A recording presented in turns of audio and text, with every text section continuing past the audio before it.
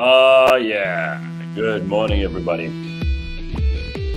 Coming to you live from Cape Town this morning. Good. And how beautiful is that view in the background, right? It's like a 10 out of 10. I'm staying at this incredible hotel, and they've given me this. I mean, there's a grand piano in the back. If you wish for more. It's pretty damn amazing, and not a bad place to spend a Friday morning. Marco says, good morning. Gareth, hope you're enjoying the weather in Cape Town. Yeah, so far so good, dude. I'm not going to complain. And a nice cup of coffee. I'm ready to go. I hope everybody is. I hope you're ready for a great weekend. I'm unfortunately back in Joburg tomorrow, but you use the time you got, right? We got some people joining us in a second. We've got Ben coming up a little bit later, and Clean Cut Skolly, who everybody thinks is like related to me or something. He's going to be joining us as well. So we've got a full house this morning, and all the good shit. Play that again. There we go. Okay.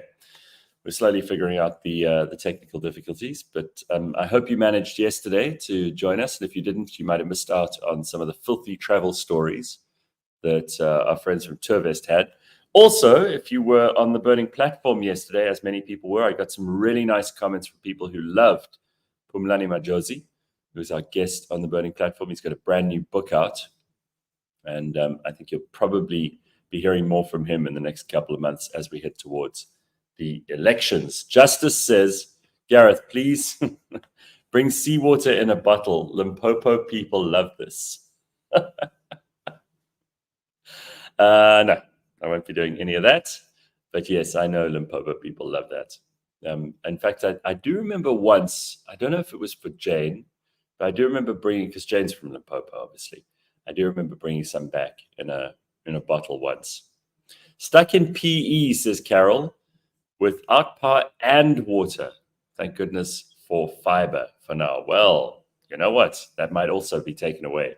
And then you'll go, oh, well, at least I've got my health. Because that's how we work as South Africans. As soon as they take something away, we're like, well, at least they didn't take this. Ah, look who's there. Simpiwe. Good morning. Morning. How are you? I'm good. How are you? Very good. December yet or still December? It's still December, guys. I'm sorry to break it to you. Only next week, December, boss. When people go away officially, when they go home and they're just going to party, and they're just going to just be like, when the emails are like, yeah, out of office for the next 2 weeks. That's when December has fully loaded. December, man. And yeah, we can just party up a storm. But until then, sorry guys, you're still gonna have to return to emails, and as per my last mail, that's what you're gonna have to do. Well, you'll never guess who I saw last night in Cape Town. In fact, I think I invited him along. That is Gord Laws. Oh, wait, what? Yeah. Also, just side note, I'm loving the background. It is giving very good, huh? like, "Goed man, I've made it in life. Like, I'm just enjoying my money. I'm loving it. Like, I wouldn't mind a tour of like, well, where you this currently is incredible. staying. So this is the presidential suite of the Pepper Club Hotel, which is bloody amazing. Oh, excuse us. So not bad. And I met the staff here yesterday who are looking after me like gold. But this is quite an incredible place, and I've got a little pool of my own on that side. Okay. Oh yeah, the most extraordinary views of the whole of Cape Town. So not a bad way to wake up, Simpiwe. Don't worry. Like it's very rare that I wish to be anybody else besides me. But in this moment right now, I wish I was Gareth Cliff, like just enjoying what you're enjoying right now. But hey, one day we'll also get there, and I'll be like, oh yeah, like I'm just at the presidential suite. Like, right. Absolutely. Okay, so the weekend is here. What are you doing? I'm going to just be spending time with my grandmother, because that's what December entails, just spending time with Gran. And then from next week, I just plan on potting up the storm. Like, I'm just like spending time with my Gran now, so that by next week, she has been having a bit of a rough time health-wise, right? Yes, she has. Old age is kicking in. It's the joys of growing old. Oh, It's the joys of just like, I think she's next week Tuesday. She's going to be turning 88, if I'm not mistaken. So she is. well, Yeah. She's old. Hey, she's lived a life wow. and a half. So hey. I think that's a good age if you are in perfect health. Now, here's a question I always ask, and I don't Mm-hmm, know whether you have the answer or not, but mm-hmm, if you got to 88 or you got to mm-hmm. 90, let's say, Yes. and you had to choose, one would be fine and the other one would be 50%. Which would you rather have? Your body in perfect condition? So in other words, that you don't like have no control over your bowels or or you are sore the whole time, or your bones creak or any of that shit? Or would you rather have your mind in perfect condition, but you can't guarantee the body? Oh, that's a very tough one. So my gran has been diagnosed with dementia, and so like Oh body man, wise, she's fine, but like mentally, I can see that no man, I'm losing my gran day by day. So seeing that happen, oh and man. I think I would go with the mind one. I think I'd rather have my body kind of out, and then have my mind in place. That's I think, and that's just based off what I've seen with my gran. Like. Her body is still there, but her mind isn't, and I don't think that's That's what I want horrible. because we engage with her, Look, like, conversations and whatnot, so it's definitely my mind. I mean, I do think for the person in question, for them, it's okay if their mind is going, but it's for everyone Yes. else that it's really hard if they're no Yes. longer themselves. Yeah, and, I do think it takes a different toll on you, like, I think sometimes you wish someone was sick in bed and you're like, "Okay, I Wow. can see you're not okay." Whereas mentally, when someone is still getting up to eat and then, like, they just spewing things, you're like, "Wait, what does that where does that come from? Wait, who's this? Okay. Who's that?" Um, so I think I definitely take my mind. I think I want a good, healthy mind, and what my grand always used to say, because there's a famous saying, in Zulu, like, ukulukokobe, so it means like you grow old. You know, my grandma's like she doesn't want to kokoba, she doesn't want to grow old and like age and whatnot. So I think it's one of those where I'm also like, I don't want to age. I really don't. I don't want to enjoy the joys of old age and Sure. arthritis and no, no, no, not Listen, for I'll me, tell you what, sir. it's like the worst thing, right? You as a human being, you are going to get eventually you're going to get old and fucked up, and you just hope that it doesn't happen too quickly Yes. and that you are able to enjoy yourself as close to the end as possible. Because again, I think this has come up a number of times. There are 80-year-olds who are good, and there are 80-year-olds who are terrible, and there are 60-year-olds who are good, and there's 60-year-olds who are terrible, right? Yeah, bo. Yes. In fact, I want to look good for my age. After 50, I want people to just think that I look 40. That's it. The Yeah. the secret to life is I don't Right. want to age after a certain point. And that's what even Dr. Mark was talking about on the show yesterday. It's kind of like Oh yeah. the old age secret of like being healthy is not so that you're healthy for now, but it's so that you look 32 even when you're 42. So that's There we all I go. want. That's all I That's want in so life. good. Well, I see in the comments here, Elon says, mind in perfect condition, Mhm. 100%. My biggest fear is to go crazy, and I don't know about it. Everybody else does, but you don't. Now, that's very hard. I don't think that's cool. Ish, but being a vegetable. I would, Peter says, I would think that you don't know when your mind is, well, you don't, but everybody else does. Nico says, you guys met an elder that can't hold their farts. That's a really funny experience. Please, man. I know people who are in their 20s and 30s who can't hold their farts. So that is a thing that happens. Tell me about it. And you know, I've gotten to a point where I'm like, I don't mind it, but yeah, see, that's smell afterwards. Oh, So Jesus. I just know. please leave the room. Like, please just Okay. exit and then come So back. yeah, go on. Yes, and I was gonna say that I used to think the loud ones are a problem. No, it's the silent ones, the ones where you're just like, someone fought. Oh, no. No. And it happens, right? Yes. Um, it was it was something that happened like a couple of weeks ago. I went to this event, and it's like a smart event, and everybody's dressed properly. And this one guy is standing talking to everybody, and there's a group of like, I don't know, 6 or 7 of us, and we're all talking and carrying on. And this guy just lets loose. I'm like, dude, you can't do that. Yeah. And then he leaves. And he leaves the rest of it. Oh, no, it was horrible. No, come. I was gonna be like, come back. You need to sit in this as well, and you need to smell what we're smelling, and it's just, oh, it's gross, man. It gets bad. Let's move quickly on to the 2 words that you have that you're going to explain to us. The first one is funflation. Yes, which sounds a lot better than inflation. And the other one is the Oxford word of the year, which is Riz.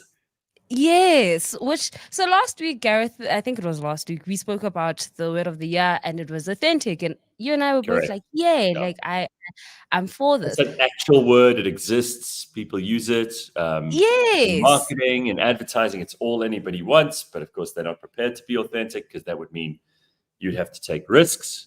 But yeah, I thought that was the word of the year, but now it turns out it's Riz. So what is Riz? So it seems like different publications are coming out with their own word of the year. So the Oxford Dictionary has come out to say this is the word of the year for them, which is Riz. And if you've never used that word, never heard of that, I don't blame you, because Riz is basically short for like charisma, right? And it's basically used by the younger generation when they saying that, you have charm, you have style, so they'll be like, your Riz game is on fleek, or they'll say something to say that when you are what's a macking is when you're shelling. So when you approach a girl, yes, there we go. When you approach a girl and she basically says yes to you, without any hesitation, you got Riz. So that's the word of the year, which I was like, I don't like this. I'm already against it, and I hate to be a buzzkill first thing in the morning, but we already have a word, and that word is charisma. You don't need to shorten it to Riz and pretend that you've made up a word. It's not a word. Charisma exists. We use that word. There is no need for us to go for the sloppy, lazy, piss poor, second-rate version of this. Just use the word charisma, or is it too many fucking syllables for lazy people? I think it's too long for people. But really? So that's one bad word. I was also a bit upset. Like, Riz, really, we could. And the most other used word was Swifty. So that was the runner-up for yes, and I was like, okay, maybe I understand. The other one was beige flag and situationship. So those were the 3 other words that were right. Okay, I know what a red flag is. I don't know what beige. What is a beige flag? So beige flag is also, hey guys, you see these new terms. So I'll first explain situationship, where you're in a relationship but you're not in a relationship. You're right. That's what a lot of which I'm just like, are we still using words like that? And then beige flag is when you're not doing anything good or bad, you just okay. And that's what the kids that's what the kids say, from what I've gathered. So those are the kind of top 4 words in the Oxford Dictionary now, but the official word of the year is Riz. And then that got me stumbling hold on a second, because we'll get funflation in a second. Like, how lazy and stupid and boring and shit have we become that we have to take like such crap words and make them word of the year? There was a time where words were, complicated but beautiful words that describe very specific situations could have been brought to bear. But now we're taking words that already exist, shortening them, making them lazier, and choosing those as our words of the year. I'm actually very, very disappointed. I think this is shit. Sanele says the Latweezies and the rainbow, and the nature activists, they can use those stupid words. Well, it feels like these are very lazy words. Yeah, it also feels like we're giving a lot of words to the same thing. So I had an issue with so we'll take situationship, for example. And then I also learned that there's a difference between dating and then being in a relationship, right? And they're like, if you are Sure. dating, you're just seeing people and whatnot. And I was like, oh, okay, cool. And then once you're in a relationship, you seeing preferably one person. And then in a relationship, status also has its own thing. So you can be in a relationship, but in a situationship. You can be in an open relationship. You can be in this and that. And it's like, there's too many options out there, personally, for one definition or one explanation of, are you seeing someone? Yes or no? Yes, but it's complicated because it's an open what. Hey, for me, hey, but each to their own. And that got me down the rabbit hole of understanding what funflation is. And you might like this one, Gareth. So we went on words that we didn't really like. But funflation is basically they've seen a rise in the youth, once again, where they're not spending their money on long-term savings or investments, but rather spending their money on precious moments. So a 22-year-old, instead of like opening an investment account, they'd rather go to Paris and spend it on that, because you'll never be 22 and in Paris ever again. So in other that's words, it's just like conspicuous consumption and spending, but they're trying to make it sound like it's a decision that is empowering and all of that stuff. yeah. Meanwhile, it's just people spending money that they really shouldn't be spending. That's what it is. I mean, the headline is "You'll never be 22 and in Paris again." That's and that's like looking at your bank account and you've got 50 Rand left and you're like, well, I've got that whole 50 Rand today. yeah, because the cool kids say the drip is forever. I remember the time on Twitter. There's another word, the drip. The drip is forever. We spoke about this on Monday. Oh my God. Yeah. So I remember a time on Twitter where people would ask questions like, should I pay rent or should I buy like these tickets or like go to this concert or, do something absolutely ridiculous?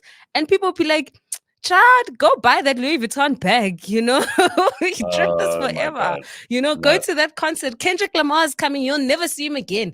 But rent, you'll figure out rent. And I guess that's what funflation has come or summed up to. I thought you would enjoy the funflation. I won't lie, when I was reading up on that. I think this is very, very funny, but does it mean that I must take it seriously? Probably not. I think it's a little bit sad. All of these definitions are a little bit sad, if you ask me. It sums up 2023 and the youth of today. So I'm not one who necessarily is upset with funflation. I think I've done that, but not to an extreme where I'm full out broke and I can't pay for anything. It's kind of like, my bills are paid. There's still like 1,000 Rand in my bank account. Okay, let's go. Let's do it. Boy. Let's go crazy. Not I haven't paid anything, so I'm going to go to Cape Town. Okay, so I appreciate Simpiwe looking these things up to show us how useless humanity is, but whether or not I'll be using any of these words, I very much doubt. And the fact that they are words of the year is just so disappointing because it means that we've forgotten language. Like I was talking to Gord about this last night, and we were both saying how, there's an art to using language beautifully. Mm-hmm. And he's very good at it. For example, he can rhyme and he can rap and he can write children's books. And for him, rhyming comes beautifully and very easily. So he's very fluid with language. And there's just something about like someone who has a linguistic ability, who can use language beautifully. And of course, they say that your verbal fluency, in other words, your ability to speak properly and use full sentences and use an interesting variety of words, a vocabulary that's a little bit more complex, let's say, a little bit more diverse, and to pull on words that aren't used in the common parlance as much as everything else. That's a real skill. And in the world, people love dealing with somebody who can be playful with language, but it requires an enormous amount of effort and intelligence. The effort being that you have to know the words, you have to study language, you have to pay careful attention, you have to read a lot. Mm-hmm. And I'm afraid that's not happening so much. But when we come up with words like riz and funflation, I'm like, oh, really? We're like, if anything, we're dumbing it down. We're not making it better, right? True. And to your point, I used to. So this is why I fell in love with rap. I love hip hop, but rap in Yeah, particular, because you'd hear these artists be able to say things in a very poetic way, but like they're using sure. words that I was like, wait, what? What does that mean? And then like you understand that, oh no, like there's this metaphor, this double entendre, there's this, there's that. Like it's like a whole like, oh, I need to sit down and read what this guy has just said. Now modern day rappers kind of also just they're a reflection of today's times, I guess, because also their rapping is just kind of like yo yippee yay, and that's like the biggest hit. Like I don't Where my understand. I'm like, dog's at? Yeah. you're like, wait, you didn't say anything. Where's the punchline? Where's the deeper meaning to it? No, all you get is yo yippee yo, Oh, and that's a yippee-yay. number Yeah. a billboard hit. Well, look, stupid has always been around. So don't expect everybody to be playing the game where they actually understand and appreciate good language. But Ah. there it is. I feel so stupid for not knowing most of these words, says Mapelo. I always write full sentences everywhere. Sometimes ladies think that I don't have riz. No, you know what? The great thing is that you can always improve and you can always Yes. learn new words. You can deploy them in your language as is needed. And that's quite Mhm. cool. It's like, again, if you can play with these things, it just makes you so much more interesting to be around because it's like um, it's like eating a meal where there are 100 different flavors rather than eating a meal where there's just one. You know, if you are having let's say fish, but you aren't having any sides with it, and the fish is plain, as opposed to the fish has a good sauce on it or something. Like Mhm. that's the magic of language. And I do wish that more people would teach their kids, teach their friends, show a proper appreciation for this stuff because it just colors in your life. It makes it way more interesting. John Bad Dog says the only rap that has meaning now is called country rap, Adam Calhoun and the like. Well, I don't know if that's true, but I do think that the best rap might have been done in the 90s, but maybe I'm just biased. I'm not sure about that. I'm not It's sure yeah, about, it's that's a you taste. know, That's a taste thing. That's not a. it That's is. yeah. You can't say that's absolutely true. It's a taste thing. Yes, I agree with that. But like also talking about like words and like people just kind of yeah doing whatever they want with words, changing the meanings of it, shortening words. There's currently a trial that's happening with a rapper, right? Young, what is it? Young One Thug. of the Like youngs or one of the littles. one of. I don't really know what's going on with this court Don't case, so worry, don't nobody ask does. me. Don't ask me what's going. But what has caught my attention is what the lawyer has done for this young gentleman of Young Thug. I think it's Young Thug, and he's also flipped some of the words that he uses. So he's on trial, and they're basically using his music to say, yeah, in your songs you said this, therefore you did this crime, right? He's Hmm. part of a gang and whatnot. Oh yeah, And I've heard about this. Yeah, I know what you're talking about now. Sorry, I yes, wasn't sure what you were on about, but now I get but it. like now the lawyer, like just like I think this is also brilliant of him. He's basically said, no, what you think these slang words mean are actually not what it means. Pushing P Oh is please. not drugs or whatnot, is pushing positivity. And and he's also said like the meaning of Young Thug is truly humble under God. So everything he Oh does is please. to reflect, Oh, so and Thug is uplift truly humble under God. under God. Oh, Yes, that's what the lawyer has said. Um, and yeah, like it's one of those things where he's also now flipped some of the words and meanings of what we know as slang. Like thug, I thought thug was like hardcore gangster, but yeah. it's very interesting. Like the comment section is alive with all kinds of questions about words and sentences and language. And Mapelo said he feels stupid for not knowing some of these words. And then this came from Sanele. He said, "Those are not ladies, Mapelo. They are whores and slay queens. Ladies know real language. You don't need to know more than 20 of these cool words to be able to use them." I think that's probably true because there's no competition. It's not that's not where the good competition is. There's some shitty competition going on with like machoshas and slay queens, Mhm. um, but it's not. That's not Yes. where the good competition is.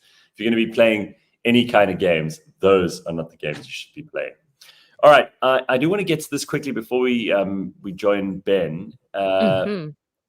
So he's got stuff to talk about with an AI OnlyFans model, which we'll talk about just now. Ooh. But the psychology of, and this is something Simpiwe found out about, so it's not one of her bullshit polls or one of her nonsense research, but apparently the psychology of your room is a reflection of your mind. You know, they always say, like, if you're a clean, tidy person, you will have a clean, tidy life. You'll have an environment that's clean. Is that more or less what that means? Yes. So, but also a bit of a no. It's all up to you as the person who basically interprets this. So basically, there was a study. Oh no, not a study. There was a basically some research that was done by this guy. An article, he wrote an article, and he basically discussed the psychology of your room, and he used this analogy to say there was a guy who interviewed 3 people, one old, the second one not too old, and then the third one was young. And he basically invited them to his house. And when he was at the house, when they were sleeping one night, he went into their rooms to check out how their rooms were, and to find out that the old man, he was quite tidy, but there was a few things out of place. The second guy, who was youngish, he was quite untidy, and then the third guy was very tidy, right? And based off that, he employed the third guy because he said, like, if your room is always tidy, that means everything in your life is focused, and you're ready to go. Disciplined, and you need to have order rather than chaos around you, because everything in the whole universe basically comes down to order versus chaos. And I think people who are chaotic and messy are not the kind of people that you necessarily want as employees. They're going to have a messy, chaotic diary. They're going to have messy, chaotic work.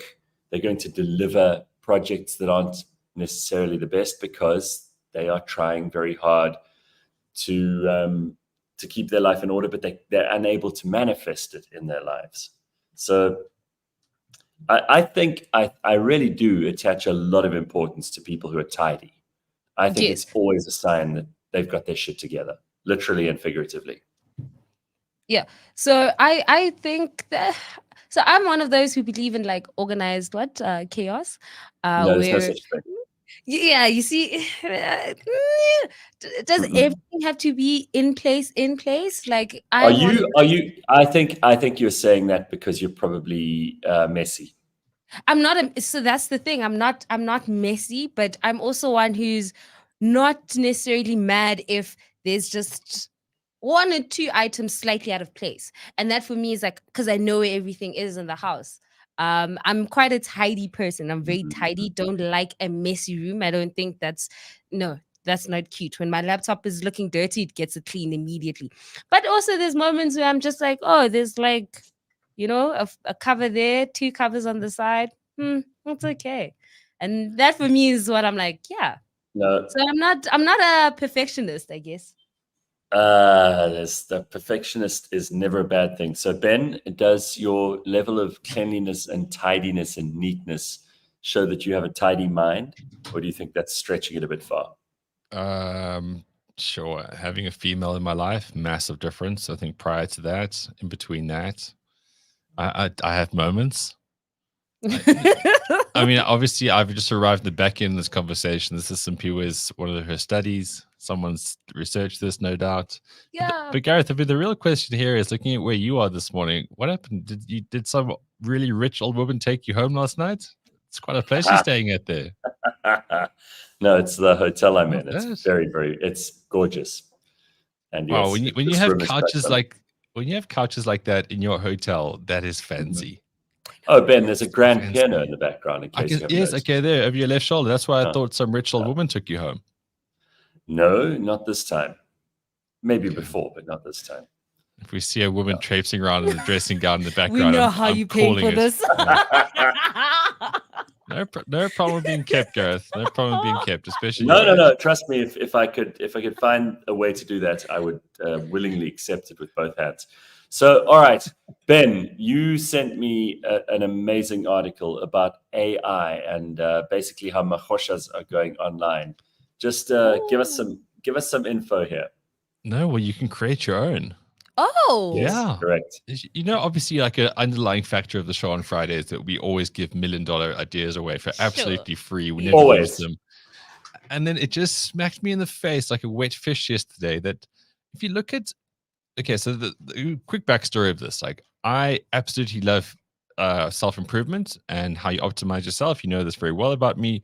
I would Sure. love to get to a point in my life. By the way, so yesterday, just while we're on that subject, I sat down with Anthony and Kate Mederer, who, of course, Anthony is the co-host of Blind History with me. Yes. And they were telling me that they are talking to you about an igloo, which is a cold plunge bath.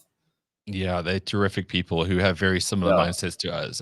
Yeah, talk about self-improvement. That's a big one. Yeah, if you go into my YouTube channel, I actually created a video about what the best pod is because I've had 3 now. And the Igloo Kinu is like the latest iteration, and it is amazing in a variety of ways. But that's a different conversation. Gareth, don't let me go off. Yes, let me go off we are looking for things to improve ourselves daily. Yes. Well, completely. And because I want to become really good at this, I want to find a way that I can make this a thing, right? That I can then monetize, because then I become professional, then I become focused, and then I add real value. And the more I look into this, it's like it's hard to actually add value when you're trying to improve people's lives. It's hard to monetize that when you're trying to improve people's lives. But if you're looking at profit off people's lives, you can actually make easy money. So if you look at the whole OnlyFans model, right? You've got all these machoshas and failed models / actresses all coming around and showing their ways. And you've got desperate, simpy guys out there who will pay, I don't know, $7 to $15 a month. Yes. But what do they need? They're never going to meet these people. They're never going to have a conversation with them. They are drawn by the aesthetic. So what people have started doing now, they've started creating AI OnlyFans girls, as in they don't exist. There is actually an agency out there. They've created these 2 girls. Okay. So what they do is that they obviously put a lot of time and effort into AI, probably as much time as I put into self-improvement, but they're going straight for the money here because they know that there's all these guys who are sitting in their basements playing games and just masturbating. And what they do is they create the Instagram profile. So they get like a hook, because they hook them in there. All these girls do, they hook you on Instagram and they bring you to like the exclusive content. Smart. And then what these guys do is they just AI the nudity. Plus, you're not actually taking advantage of or abusing someone's daughter. You know, it's not some real human being who is selling herself and in an undignified way, giving away her, her personality and her dignity and all of that stuff on the internet. She's not like a real person who has to deal with the consequences of her actions. It's a fake, made-up person. So, maybe I'm new to this, but I looked at this yesterday. I just thought, we all try very hard to make money and be smart and innovative in life. And here these people are just understanding the flaws of humanity, the sadness of people out there. And they're monetizing this thing. They can make like $20,000 a month. Yeah. I would like to make $20,000 a month. I don't know if this is where I'm going to go with this, but the point is that, wow, you can make money in this world, hey? You just understand people and you can make money in this world. Sex sells. That's all. It was just the simplest concept I've seen. But what I do think it's important to emphasize the fact that what probably makes this better, if there is a moral or ethical element to anything, and some things definitely do have a moral, ethical element, then it is that nobody is being hurt or abused by this. So in other words, it's all fake. It's all computer generated. It's not real. There isn't any damage to any actual living person, and that's better, right? Well, it's all meant to be fantasy, right? We're not going to get away from young guys being too scared to go talk to girls and therefore have virtual liaisons. Oh, she's pretty, but that's the AI girl that's being created. Oh, she's very pretty. No, but I would say the damage is on the guys that subscribe to this. Yeah, but we can't help them. We've no, tried. They're a lost cause. They're a lost there's cause. Nothing you can do for them. Yeah. So her name is Aitana. Is that right? Yeah. Okay. So this is her, and then here it says like you could follow her. This is her account. Aitana Lopez, Spanish, goddess of temptation, gaming, fitness, and always gaming has to come in there because that's the where you hook the turbo guys that don't nerds, leave the house. yeah, Exactly. These the are the guys that turbo don't leave the nerds house. and the perverts and the creeps who like live in the basement will love this. Fitness, obviously, because she's got to be in great shape. Seductive content coverage and sinfully delightful fusion. Ooh, there's a sentence that makes no sense at fucking all. You won't believe that I'm not real. AI model. What you get. Okay, you want to know what's on the menu? Sure. Daily dose of my body. Regular shorts of my PPV. What is PPV? Personal point of view. Yeah. Content in your DMs. For a proper tip, you will get whatever turns you on. Just DM. And then the nerds who do this, they just generate new images, right? Yeah. Well, completely. They've got a little team. That's what they do. So you're gonna look at this and go, "Oh, what a bunch of creeps, whatever." But if you look at influencer marketing, if you look at talent management across all spaces, it's the same thing. But you can actually just create the bottom line of what you want out of a person. I know this sounds so terrible, but I just think these people are smart because they've really understood society. Sure.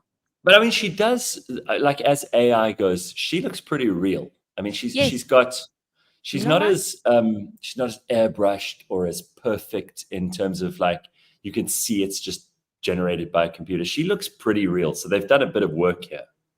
Yeah. They didn't do any work. Let me tell you where they got this from. It's all the pictures that everybody has been uploading on these AI sites and just like, oh yeah, no, darling. Well, let me tell you now, Stacey, that's your body, and they just used a new face. Yeah, because everyone's been dancing with TikTok for the last 3 years, and this is what happens, guys. This is like the circle of life of where we are right now. So stop. Going on those AI platforms to generate pictures and whatnot. Yes. 2 quick things. You're absolutely right. You know, those apps that will, like, give you a beautiful profile pic. Like, those are using elements of all of our faces to make these AI bullshit things and to make them more real. Yes. So that's the one thing. We're learning a lot about life right here. Apparently PPV is pay-per-view. Not personal point of view. So when, you know, if someone because it'd be POV. Oh yeah, POV. Okay. Yeah. I had a blood moment there.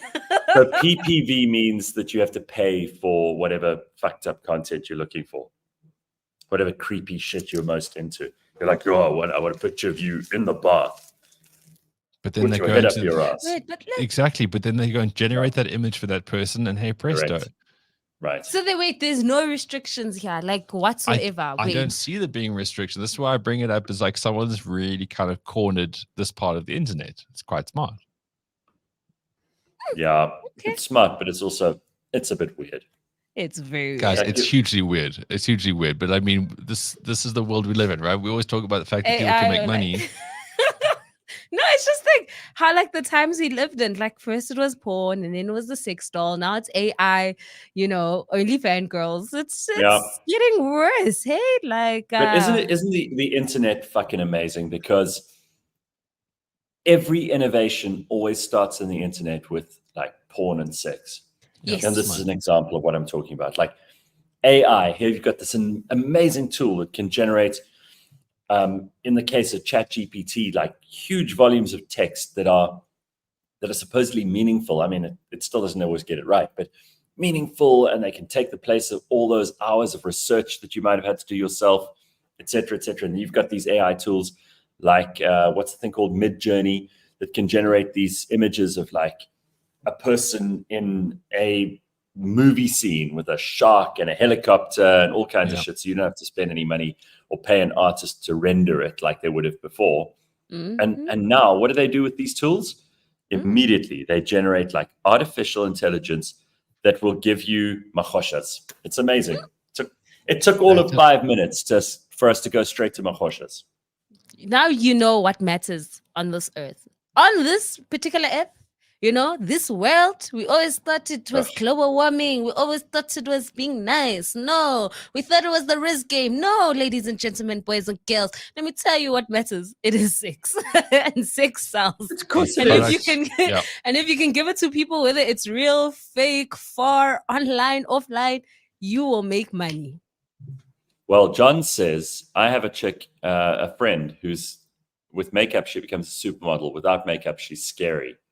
Well, isn't that a form of AI filter? I mean, It is, yeah. so it's been around then for years. It's not just about technology. People are basically dishonest All the time. about how they All present the themselves. time. Yeah. You think Mary you says, am I the only one who finds Ben funny? Dude, you are hilarious, Shem. No, you're not the only one, Mary, Why would because you be if the only one, Mary? if you were the only one who found Ben funny, we wouldn't have him on the show because it would be like just you who would be laughing every morning. No, he's genuinely funny. Speaking of which, let's get to some sport. I heard some great compliments for you, Ben, on get the real Wednesday world. afternoon. I was at this function that I came down here to Cape Town for, and there were 3 or 4 people who were complimenting you on your sport. It's the one thing. They don't listen for me. They don't listen for Simpiwe. They don't listen for any of the other guests every day of the week. They come for your sport, and that's it. So let's get into it. This is Ben Karpinski's little update, which comes to us weekly, and it's brought to you by Superbets. It's called Beyond the Scoreboard.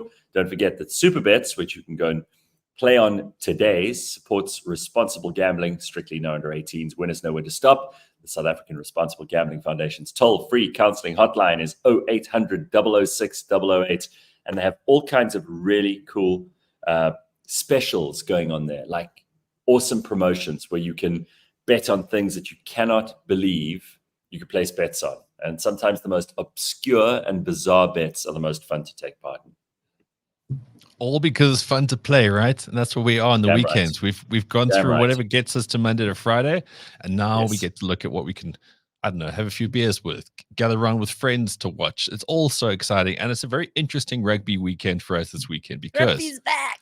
Well, Spirit hasn't, it's kind of been lingering, but it's really in your face this weekend, right? Because we've got the Cape Town Sevens. Oh, yes. Now, the Blitzboks, it's kind of weird because they used to be really, really great, and then they sort of fell off the wall a bit. And now that they haven't even qualified for Paris 2024.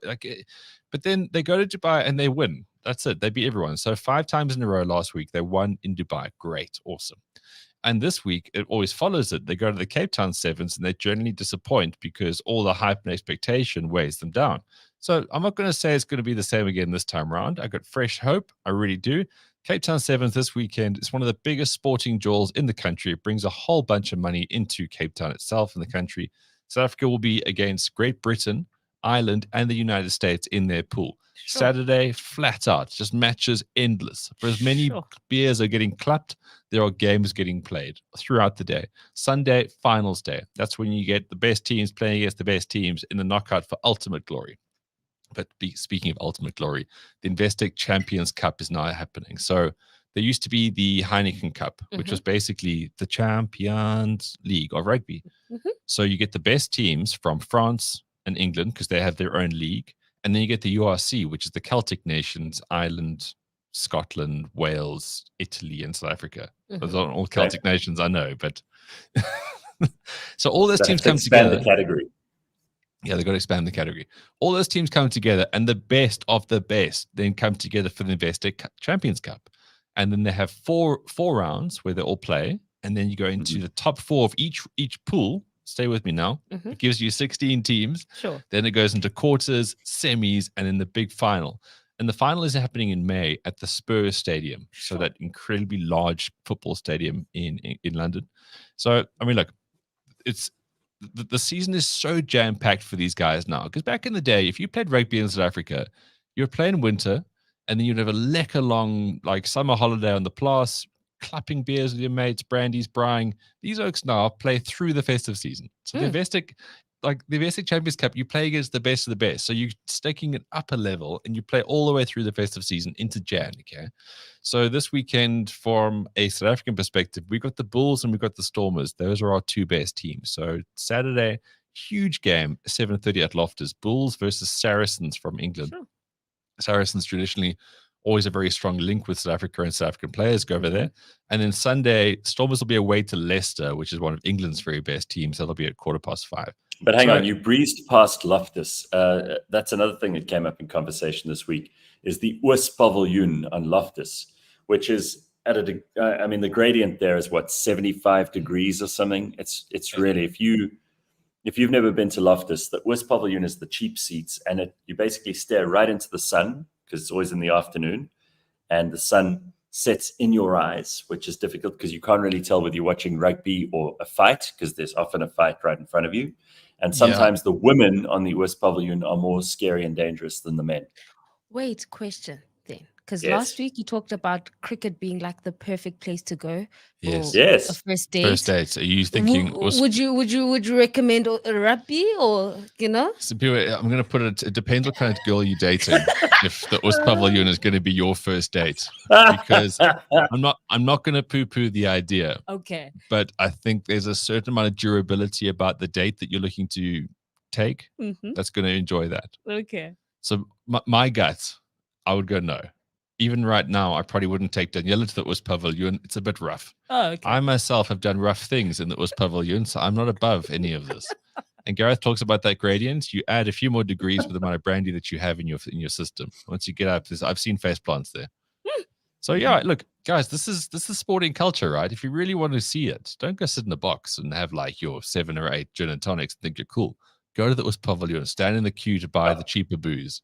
Stand in the line to go to the toilet where the chicks integrate the men's lines because there's not enough toilets. I mean, it's a vibe. And you mentioned like if you happen to make a very bad decision or you've had too many brandewyn's and Coke on the West Pavilion, if someone falls, they create a cascade effect which pulls everyone else down with them, and then there's a big fight at the bottom.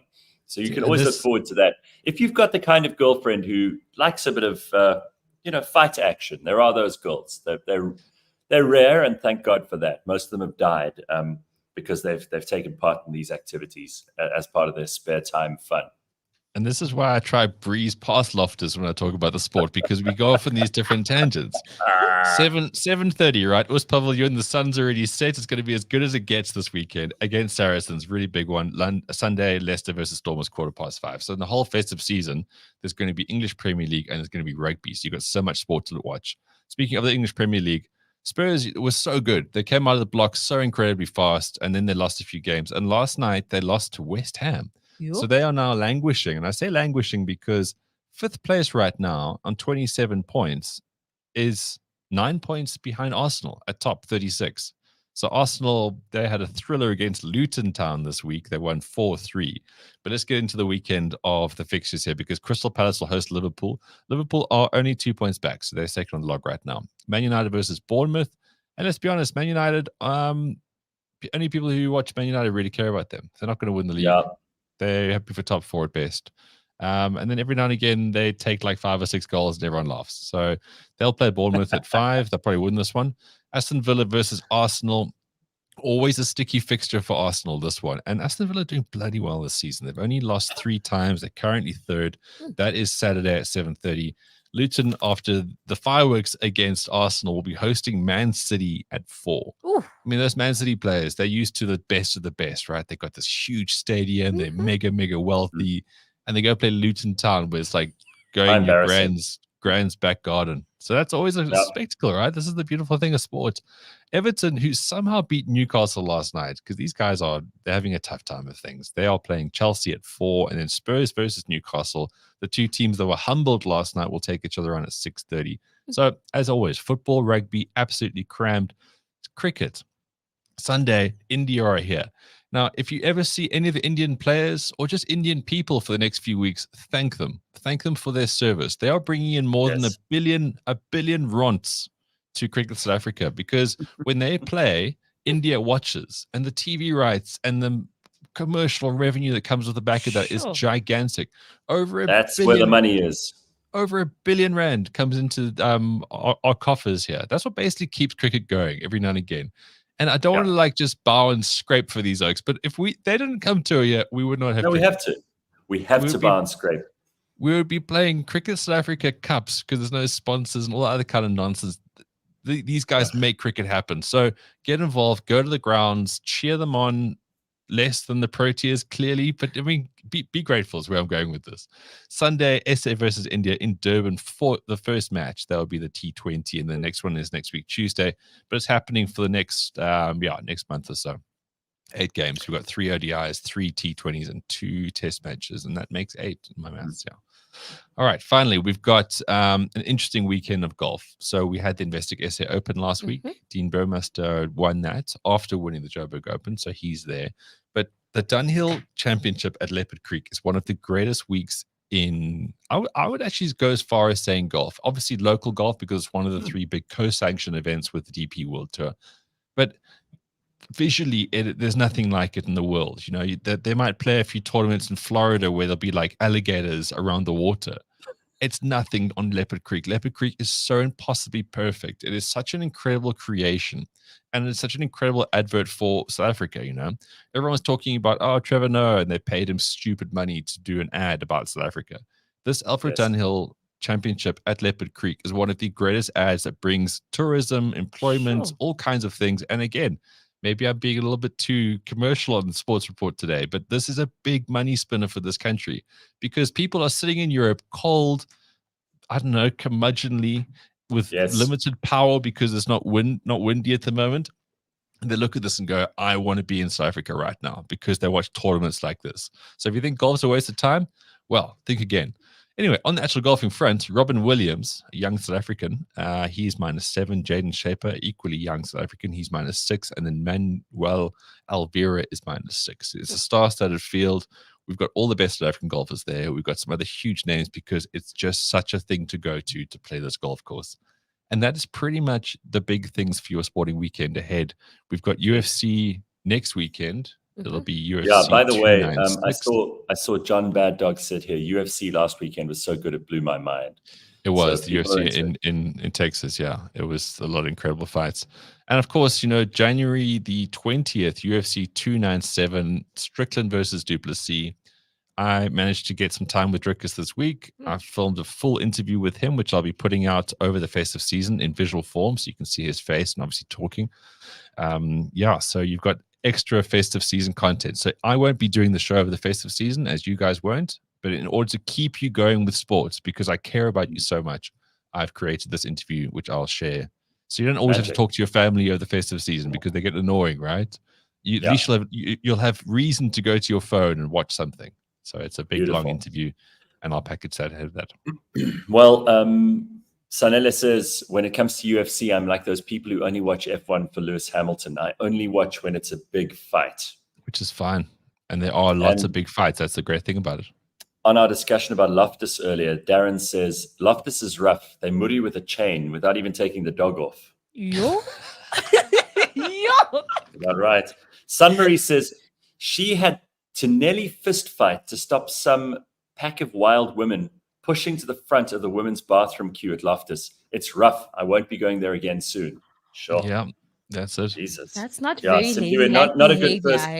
Not a good first date. No. So, I mean, just to wrap it up with the situation of the toilets at the Oostpaviljoen is that the women have like, I don't know, 10, 15 cubicles, but there's about 300 of them who've been car borrowing since like 4 hours before the game.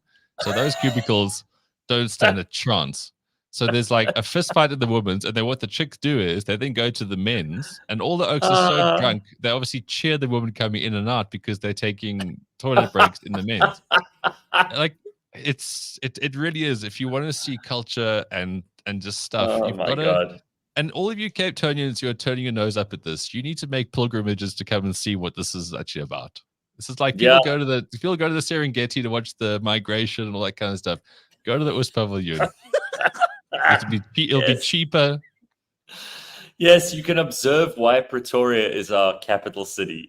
You can actually find out why it is that Pretoria is world famous. Yes, absolutely. And has delivered such good rugby players. And I'm not just talking about the players. I'm talking about their wives as well. Right, Ben? It's a vibe. Yeah, it's a vibe. Okay, a couple of other comments here that are worth referring to before we take a quick break. Mike says, also Red Bull Motorsport. Check out Janelle de Villiers' time trial, Wade Young, Upsani Pass. Crazy spectacular visuals. And apparently, according to Mike, he also says that the Red Bull King of the Air is being held at Joburg this weekend, just down the way from where I am. Well, I actually know some people who are coming down, especially for sevens. Unfortunately, I'm leaving tomorrow morning, so I won't actually see any of the sevens games. But this place just, it's incredible. And the only thing probably on the calendar that comes close is Hong Kong sevens, but that's like leagues ahead. And apparently it's just spectacular. Well, the Hong Kong Sevens, yeah. How do you describe that to people who don't know what it is? Hong Kong Sevens is basically the Oostpaviljoen, but with nicer people. I mean, Gareth, we actually can't dress this up. People think because it's in Hong Kong, it's great. People are urinating in the stands. Chicks are losing their minds. Guys, it's like Cape Town's a jaw, right? But there's an element of sophistication to it. People are still going to the toilets. The Hong Kong Sevens, I've never been. I know lots of people who have gone, and it is rough because you got all these expats that go over there with zero like social standards, and it is a mess. And rugby's not that serious. Whereas in South Africa, people love watching rugby, and the home team, the Blitzboks, have a chance to win. Who's winning in Hong Kong? Beer and bad decisions. Apparently, there's some places. There's some places in the stadium where the beer is completely free. All you have to do is queue up for like an hour, and people do. No, yeah, like I said, Hong Kong Sevens is basically Oostpaviljoen with nicer people who make more money. All right, we're going to take a quick break. When we're back, we will look at a couple of other cool things that are going on in the news and plenty of stuff that will hopefully get you excited for the weekend. It is Friday, everybody. Get ready because it's almost here. Mm-hmm. This week on the Auto Trader podcast. Come on, you got to boil down to one car. Which is George's car of the year? Just one. Just one. Just one.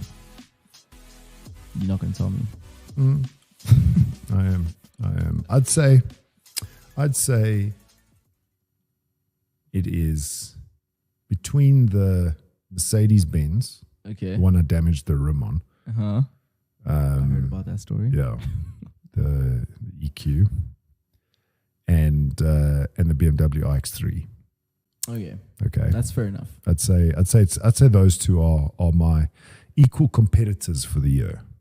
Mine has to be the Toyota Cross Hybrid. I didn't spend enough time with the Toyota Cross. I think if I had the car like those, if I had the car for longer, yeah, I just took it literally for a drive. Fair enough. But let's see what happens next year. It's been an incredible year, and a lot of the cars that came out this year were great. So yeah, let's see what happens in the coming year, 2024. Catch us every Monday at 9 a.m. on YouTube and on autotrader.co.za.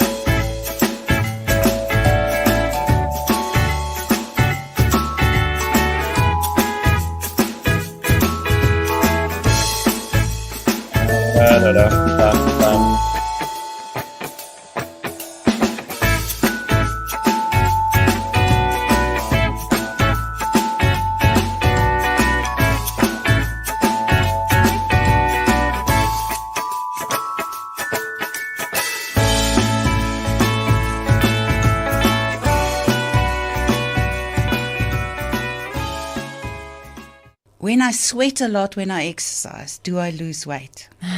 No. There you go. Yeah, I remember in the 80s we were all wearing sweatpants. Yes. And you see people and running sauna with these plastic. And exercise and going it's to really the good sauna for and detoxification, for your skin health and sweating out toxicity. But no, it's not fat, unfortunately. But isn't it more thermal regulation as well? You might overheat and pass out. But no, it's not going to solve an overweight issue in the long term, for sure not. That was the Tea Health Show, empowering you with knowledge. Download all previous episodes on your favorite podcast platform. The Tea Health Show is brought to you by Tea Clinic. Yes, good morning. CliffCentral.com on a Friday from a very, very sexy Cape Town on my part, and Ben and Simpiwe in the studio in Johannesburg. Cape Town Sevens happening here, so lots of people very excited to be in Cape Town for this weekend. It's basically just another excuse, as if we needed one to party. Last night was First Thursdays, but the last one of the year, obviously December. So there was plenty of activity in Cape Town. I went to this new place called Rita's, and that's where I bumped into Gord Laws. I I also saw one of my varsity friends, Zonia, who's down here, and she and Gord know each other too. And, Cape Town's like a small village. Everybody knows each other. So lots of good people having lots of fun. It was actually a really, really good evening. Well, that's too great. bad. And it's great seeing Gord just being Gord, just living his life. I know, and he was Gord. he was having such a happy time, and he did say something that made me think that he was feeling a little bit second best, because so I invited him because this other friend of mine said she'd seen him, and I hadn't thought to invite him. So he arrives and goes, "Oh well, I'm glad to be on like your other list, your B list of people." Like, so insensitive. Thanks very much. It's like, come on. Like, I have to keep yes, I have to keep tabs on everyone in Cape Town so that I don't leave anyone behind. It's good. I mean, he's put so many hours into the show over the year. He's done so much, and then you just flippantly go, "Oh yeah, good. How's it put?" Yeah. No, exactly. Gareth, don't feel bad. No. I don't. Please don't worry. I don't feel bad. He doesn't. That's why I'm giving him shit. Yeah. Because Ben trying to No, don't worry about that. I haven't felt bad since probably the 90s. So don't worry about that. Okay, so let's just talk about, we spoke a little while ago about the Beckham documentary and how amazing that was, and everybody is still raving about just how cool David Beckham is and how amazing it is that he and Victoria have managed to stay sane despite all the fame and the fortune and the trials and tribulations. And I think that maybe the Beckhams aren't the only example, but Ben's been watching the Robbie Williams documentary. And funny, he came up in conversation yesterday too, because I remember when he came to South Africa, and I emceed 2 of his concerts in Joburg and Cape Town. So I met him a couple of times. And Robbie Williams, I mean, he's still in some ways a really big star, but at that stage he was a monstrous, unbelievable force of nature. People just went fucking gaga for Robbie Williams. He was just this amazingly cool guy. And in his little window period, he was probably one of the biggest stars in the world. Wouldn't be too much to say that. Absolutely. I think he had the right kind of music for that time as well, when you could still be like a white leading male who just wants to hook up with chicks and drink. Like, that archetype was still a thing, right? You could still market that, you could sell it, and it was okay to actually be a fan of it. And he was like the last samurai of those people. And what I find interesting about Robbie Williams' documentary and the Beckham one is, like, if you go onto Netflix, I know there's other people who do incredible work, but they've redefined what a documentary actually really is. There is just these incredible moments of engagement, the way it's edited, the way it's shot, and the way the story is unpacked. And Robbie was kind of, you remember those handheld, there's actually kind of one here that's staring at me right now, this camera, and it was the original camcorder. So I reckon Robbie was at a time where people started using those all the time. So he has archive footage coming out of his ass from every single aspect of his life, which makes the story so believable. Because every aspect, the B-roll is like, well, there he is with Jerry Halliwell, and there he is with Take That, and there he is drunk and fat, and all of these things. But what it always brings back to me, and I watched this again, when you watch The Crown, you watch this again when you watch the Beckham thing, how incredibly shit the UK media is. They're they're the worst. Absolute piranhas. They're like the worst of the worst kind of people, and how they sort of ruined lives. Because I often have this, I'm kind of torn between these two mindsets, right? It's like, oh, shame, famous people, they're so incredibly rich, everyone loves them, and then they want to moan about their depression. But if you actually look at how this kind of stuff mounts up, firstly, it's not normal to go into a room and everyone loves you before you've said anything. It's certainly not normal to go into a stadium with 80,000 people screaming and shouting at you before you've done anything. Okay, obviously you become famous, that's why they like you. But then you look at what the press does and how it mounts up against these people. And I won't spoil it if you haven't seen it yet, but there's this moment where the guy can't do it. He's like I can't. But if he doesn't go on stage, then he'll be sued basically, because once you sell tickets and all this kind of stuff, you've got literally 1,000 people who are working for you. Their livelihoods are going to be screwed too. So it's like, into your head, dance, monkey dance. And that's what it comes to when you're on this, like, that level of celebrity. It's a scary kind of thought. Yeah, I mean, we like to, and as you say, Ben, you kind of vacillate between oh, shame, it must be really tough, and fuck you, you're like a rich celebrity. How bad could it possibly be? But I don't think it's always fun and games. And I think a lot of those people have big mental health issues. Huge. Because it's so hard, like they reach such highs, like all drug addicts, right? You reach such highs, you have no way to sustain it. Correct. So therefore your come down is terrible, or the way you try and maintain that is equally dangerous to you. So there's no natural equilibrium where you can actually just be in a state of, this is me.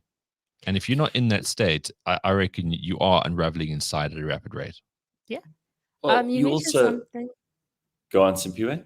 No, like Ben mentioned something about like the B-rolls and how like they don't need to actually get stock footage. It's him. It's actually him doing that. Yep. And I think that's also sometimes the scary part is like someone took that not knowing that someday it's going to be used for this documentary. Probably just a bit of fun. But it's there. It's like, oh yeah, he was drinking or he was tired, and boom, like you see it in real time. It's also, I think that's also scary, that how much of our lives are actually captive, like in terms of or captured on TV or phones now. Like every other day we're on Instagram, and then you don't realize in 20 years time that could be used for your your docu.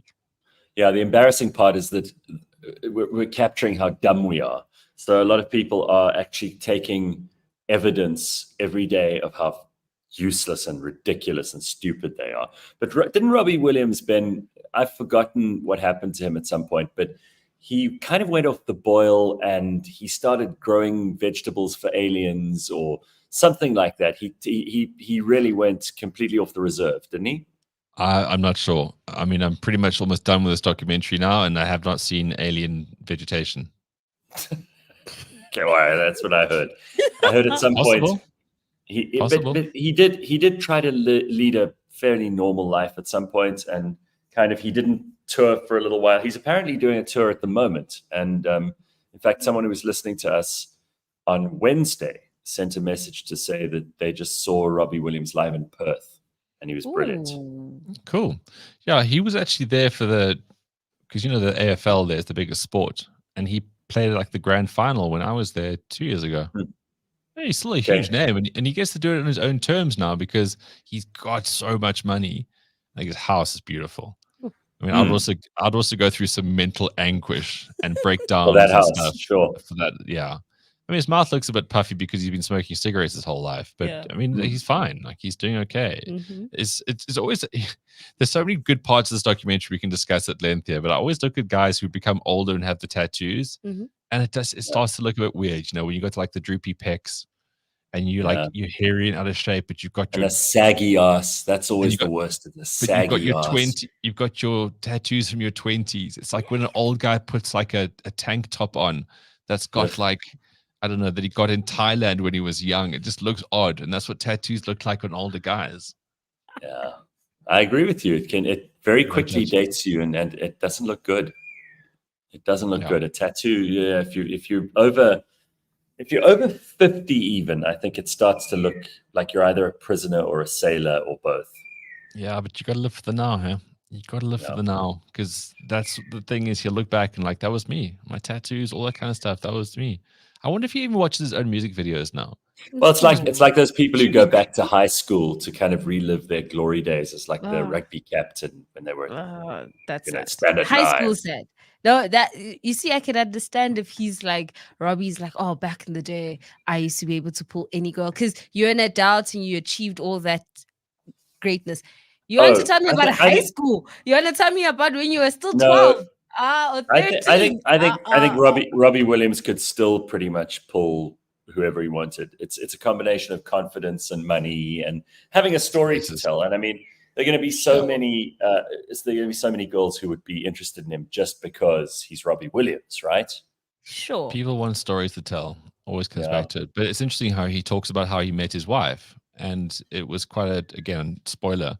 But he met this woman, and obviously she wanted to meet him because he's Robbie Williams.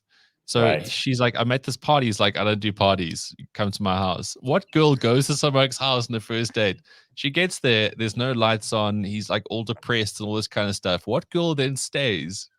Wait, what do you mean? I mean, like this oak's made no effort. He's aloof. He looks like he's having a tough day. She's left her friends to come and Clearly, because it's the pool of celebrity, right? Yes, Yeah. I get to say I was in his house and I Yes. nursed him back to health. So this is the thing, right? So then he decides, no, let's go back to your party. He goes and does a line of coke, and then it completely loses the plot. And she still's like, no, I like this guy.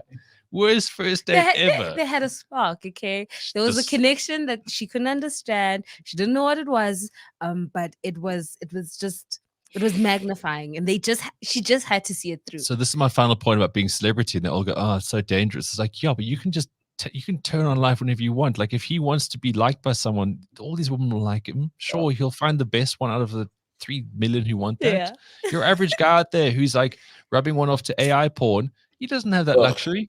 The fact that he's busy with AI porn is just he must be thrown away. I know. I was just trying to like close the loop on that. It's also cool that he was like a big star when being a big star actually meant something. Like, and music could make you millions of dollars, and Sure. you know, touring was like a big thing, because that's not the case anymore. I think that, you know, apart from maybe Taylor Swift and Beyonce, there aren't really people who are killing it in music at the moment, because it's become so kind of pedestrian. But also music's just lame. I mean, like Robbie could go and he could bust out Angels, Feel, Rock DJ. I mean, like, and you had like Yorkshire girls going, "Oh, loving Angels" instead.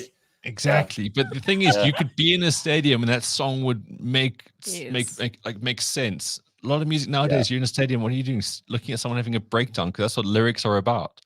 About someone They're being... just twerking. Let me tell you, I'm upset, and this is why I might not go to a lot of concerts, because all they do is just twerk or walk up and down, and then they, you know what I'm saying, and then they let the crowd sing like 90% of the song. I came there for you. You better perform and dance and sweat. Dance, monkey, dance is what Simply was saying. She demands it. She demands it. Max says, Ben, tell them about his favorite pub burning down. Max, I haven't got to that part yet. Was that a spoiler for you? You've ruined the whole thing, Max, just like that. Oh, no. No, you're not going to watch the documentary. No, I was watching the final episode last night because I wanted to be up to date for the show, talk about it. And then he starts talking about how his life got great and stuff. And then I got distracted and bored. And then I've got like the second half of the last episode to go, where the pub burns down, clearly. Where his favorite pub burns down. Come on now. Yeah, I used to tease my dad, because every restaurant when we were still all living at home, my brother and sister and I, we were all still kids. My dad used to love a certain restaurant, and then we used to go there all the time whenever he wanted to go out, and then the fucking place burned down, and then he found a new place, and then that place burned down. So we started to say, we started to say to him, basically anything you like is gonna be some arson involved at some point. So we just stopped going to restaurants with him. Yeah, it's bad. He was poison. He was kryptonite for a restaurant. Same time as Prodigy were really big as well. I take it from the storyline.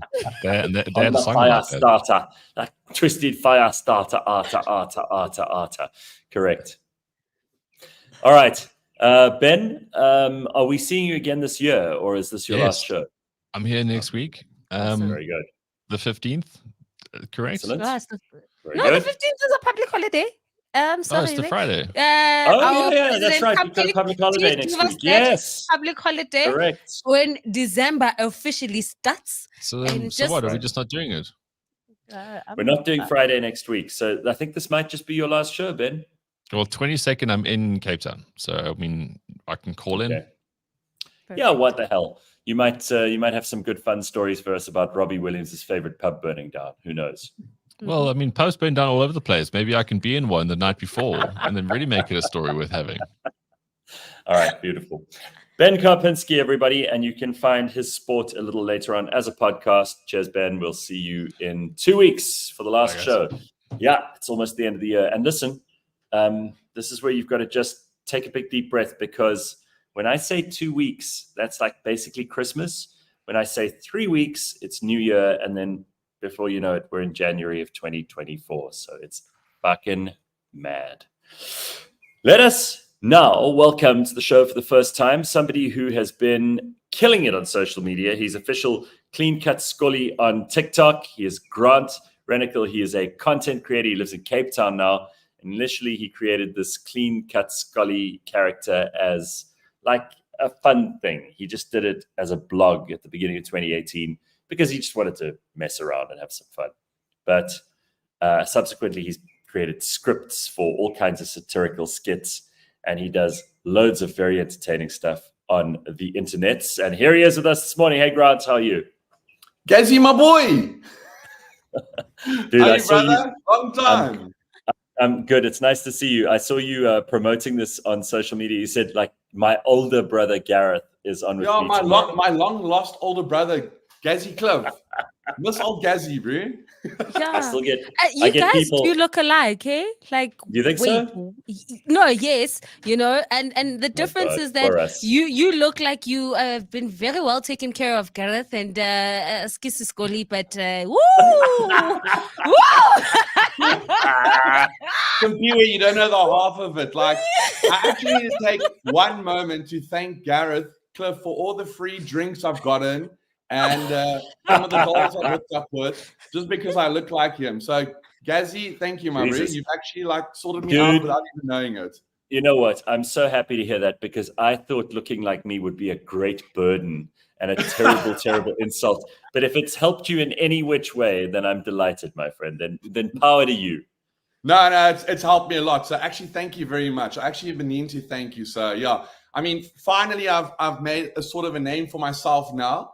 But before that, I was Gareth Cliff from Pep, so to speak.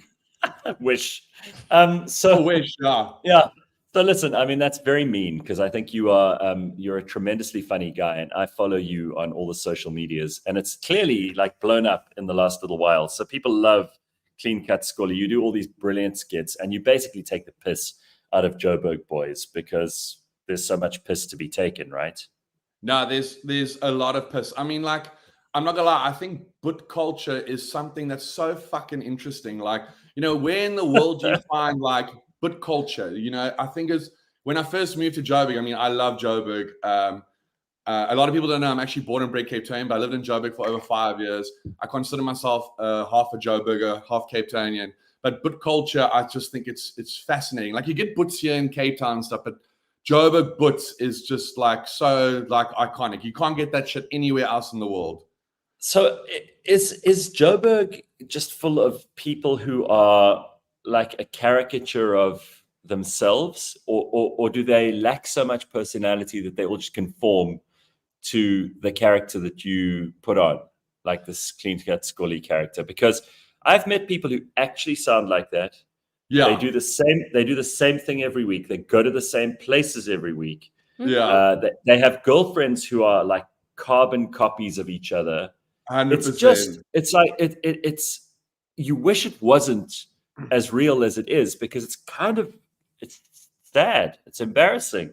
Yeah, no, it's yeah. Like I said, it's fascinating. I'll never forget. I went to go watch a big fight at Carnival. What's it? Carnival City. Carnival City, which is the worst. Oh, God, it's an awful I place. was in Joburg for my first 6 months. I was like, lick, I'm going to go watch the EFC at Carnival City.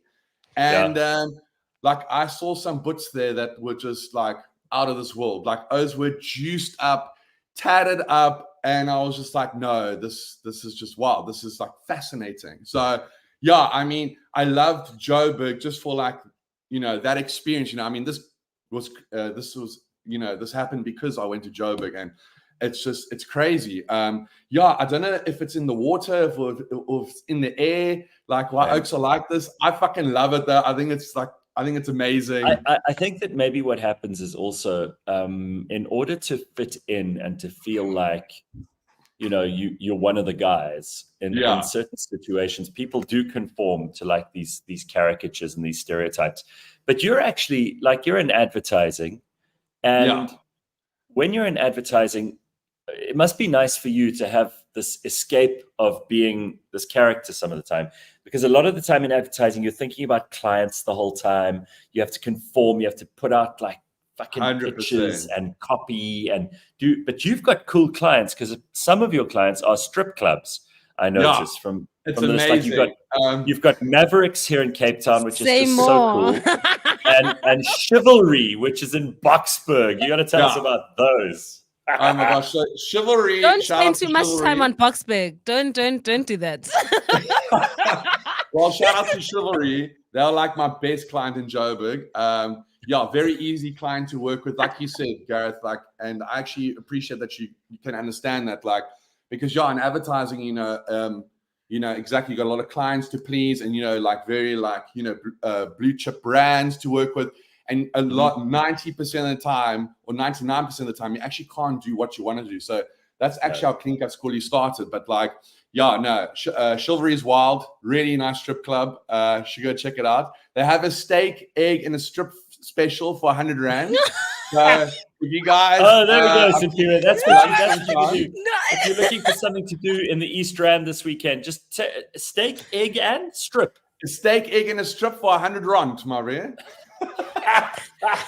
It's unbelievable. Dude, this is what I say. Joburg is fucking incredible. Like, where would you find that in Cape Town? Joburg is amazing. Like, dude, I love that. I love that so much. Steak, egg, and strip. I mean, in order of priorities, it may be the wrong way around, but that's pretty much every Joburg guy sorted out in terms of that's it. All he wants for the rest of his life. That's it. A piece of steak, an egg, and a doll dancing in front of you with a hole in your face while you're eating a steak and an egg, my bro. Are you kidding me? That is the dream. I can die happy now. Like, I'm ready to go. Oh, I love it. Shit, that's incredible. Do you ever get shit from people because when you do the like 4 ways but thing, you meet people and they think like you know how people are. They always think that everything's about them, even if it's got nothing to do with them. Like, you didn't base this character on one particular person, but it's like a broad range of like assholes that you've just put into one. But you must meet people occasionally and then they go, "Hey, are you like taking the piss out of me? Is it all about me?" Like, funny enough, no one gives me any shit, especially like any sort of boot or whatever. Like, if they just love it, and they're like, "Dude, we fucking love your content." It makes me laugh. Funny enough, I literally get like minimal shit. Sometimes on my posts, I get stuff where people like chirp me. But also, if you follow me, like, I'm uncensored. I don't like give a fuck. Like, I tell it like it is. And like, I get a lot of O-buddies. Fuck, on Facebook, it's really bad because like, you can see I'm playing a character and stuff, right? But you get these O-buddies. And very old people, they feel like they have to let you know their thoughts. Like, they have to let you know their fucking opinion. Yes. And they'll write literally like an essay in a caption, tuning me and be like, "I can't believe you said this. Like, are you crazy? That is disgusting." And like, obviously, like, I'll just do like a one-liner, like ripping them really hard. And then they also get like so shocked. Like, "Oh, I can't believe you said that to me." Like, it's like, they're not. Really? Like, they don't just laugh at it because now you're giving them special attention. Yeah. No. They're like, how dare you talk to me? You should know that I'm Simpiwe Mtetwa telling you to stop doing that. And if you don't stop, I'm going to report you and I'm going to tell everybody that I know to stop watching your content. Exactly. They're like so entitled. It's like, no, like, if you're going to come on my page and chirp me about my content, like, of course I'm going to let you have it. And if you follow my page, the last thing you want to do is tune me because I also like trolling and causing shit. So I'm going to rip you another one. Like, so, and if you don't like my content, as with everything in life, don't watch it. Just unfollow it. Yeah. I've never understood. I've never understood people who get upset. If people are going to go and follow somebody and then they're pissed off with what they're doing, I just don't get it. Like, you have the power to just get this out of your fucking world, and instead you decide to torture yourself and stay here. Do you ever have to take anything down because you think it might have gone over the line? Have you ever had situations where, I don't know, you may have said something controversial and you thought, "Oh God, this is going to get me into trouble with my clients," or because we all work. Everybody thinks free speech exists, and to some degree it does. But the reality is, there are, no matter how free you are, even if you're Elon Musk, you sometimes have to do things to please sponsors, advertisers. Do you depend on any of the Clean Cut Skolly stuff for an income? So I do, but it's not my main source of income. So luckily, I still do have a day job. So that allows me to be a little bit more free and help me be as uncensored as I want to be. But 100%, you know, you are right. You know, sometimes you do have to like be careful or like, you know, worry sometimes. Funny enough, I've actually never had any video like really blow up where I'm in trouble. But also, I get away with a lot because I'm a satirist. So I play different characters and stuff. So a lot of the things that I have done, if I did them as Grant, I would have been fucked long ago. But because I play characters and I play on stereotypes and stuff, you can't actually, you know, be cross with me. Like, for example, you know, the infamous Sacha Baron Cohen, you know, Borat back in the day and Ali G and stuff, you know, like he says a lot of controversial shit, but he's playing on stereotypes, you know, and it's not coming from him. And it's satire. So you can't get upset unless it's me blatantly coming as Grant, like saying something straight up like horrendous, you know. And I mean, you even say in your bio, you know, this is satire, this is parody, this is fun. Yeah. But a lot of people are stupid and they don't understand that you're actually just trying to have a good time and make people laugh. They think, oh no, this guy's, he's genuinely got an axe to grind, or he's taking it. And politicians, you often go at them and they have very brittle, very sensitive egos. So it's probably no surprise to anybody that occasionally those people don't enjoy when you climb into them and make fun of them. No, for sure. I mean, there was only one video before I posted. I was like, fuck, am I really going to post this? It's like, this might blow up. So, you know, it was back when, you know, the whole gender thing, which is still going on, you know, people are still like, you know, that war's still going on. But, Simpiwe is a they, them. Aren't you, Simpiwe? No, I identify as Simpiwe. No, I'm kidding. Yeah, that's you know what all, Bad Brad's pronouns are? No, please enlighten us. So Bad Brad, if you just in case you know, he's like one of the book characters I play, Bad Brad, and his pronouns are Royal Oaks and Punk Dolls. That's his pronouns. But I had this video that was gonna go. That the only video where I shat myself. I was like, fuck, like this could go really bad. What was it? It was like a year or two ago when the gender thing was really like even like very hectic. So I created this parody satirical skit where, you know, like, and I wrote the script where it's like, you know, in a world where like people are identifying as this and that, and people don't know who they are and blah, blah, blah, that sort of thing. And, you know, you get like colognes, you know, like for men and women, but like, if you don't know like what you are, you know, like what cologne do you use? Yes, so good point. Yeah. You know, what do you wear? So then I create this fake perfume called Calvin's Clit. Calvin's Clit, you know, so no matter what you identify as, you know, there's a cologne for you, Calvin's Clit. So yeah, I posted that, and funny enough, it didn't blow up like at all. Like I posted this, and before I was like, fuck, RIP, this could be the end of me. And I posted this thing, and it did like average, like very, very average. So yeah, I didn't get cancelled and it didn't like blow up. I'm very happy because I don't see the point of cancel culture. Again, if you don't like something, don't follow it. There are so 100%. Few people who have any character, and if you could take the piss out of people online, and your Bad Brad character reminds me a little bit of I saw him last night, Gord Laws and his Fourways Hard Eddie. And the game he made is really good. So good, and Butt Fighter, which was like his game, and I mean, Gord in some ways pioneered that stuff. But the king of South African parody and satire was Casper de Vries, obviously, who used to do all of those characters on TV. And legend. And Casper is a genius. He did that. Who was that guy who used to do the school? And he always had like Cokie pen all over his hands, and I know like transparencies. William Smith, who used to do like the extra maths on TV and all that shit. Yeah. And he used to carry that. I remember that. That was fucking excellent. God, he was awesome. So just plain Jared wants to know, is that World Cup tattoo you got on your leg real? Okay. So, it's not real. Yeah. So I don't know if you saw, I did this tattoo before the Rugby World Cup, where like a week before the game, I put the tattoo on my leg. So yeah, it was not real. And it's going to be interesting how some people might take that. Like I saw some people in public and they're like asked to see the tattoo, and then they saw like I didn't have it on my leg anymore. And they're like, what the fuck? I thought you got the tattoo. And I'm like, no, it was, just a PR stunt and whatnot. But like when people ask me about it, like, why did I do it? Number one, I did it because I wanted to create, hype and cheers for the final. Because again, Sure.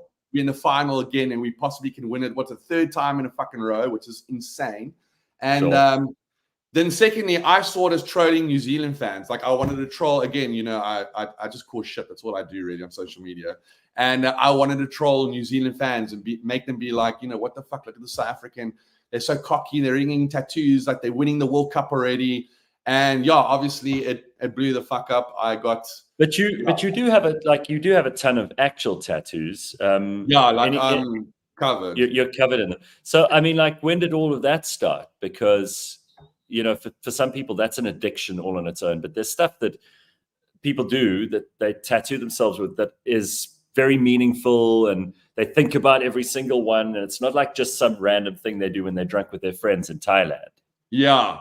I mean, some people, it's not just that 100%. I actually had a friend recently come back from Thailand who got drunk and got the most liquor tribal tattoo on his arm. But here's the World Cup one for anybody who didn't know. That's the fake World Cup trophy that you had done on your thigh. So you don't have that. That's gone.